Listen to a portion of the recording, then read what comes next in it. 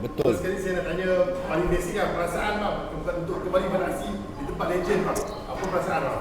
Sama-sama boleh. Okey, saya jawab kan wakilkan saya wakilkan.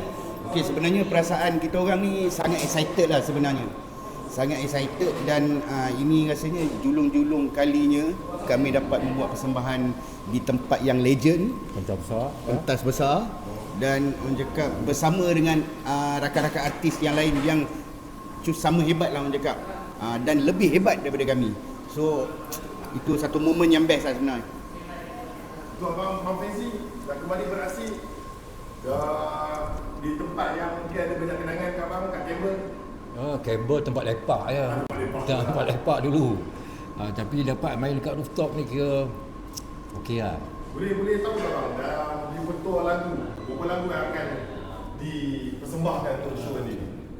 Lagu kami dah standby, cuma kami tak confirm lagu berapa sebab kami tak bincang lagi dengan organizer berapa lagu nak main.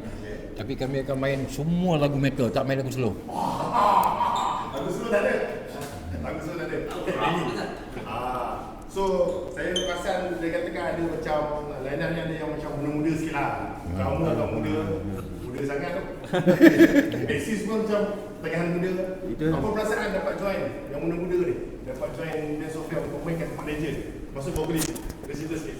Okey, macam saya punya side ni satu pengalaman yang berharga sebenarnya dapat bersama dengan saya punya abang, saya punya brother dan sahabat-sahabat saya kat belakang ni.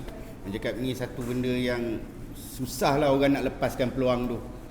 Right. Okey. Yang belakang pula. Okey. Sebenarnya kita dah beri kerja. So kita buat kerja kita dengan baik lah. Kita amanah diberi.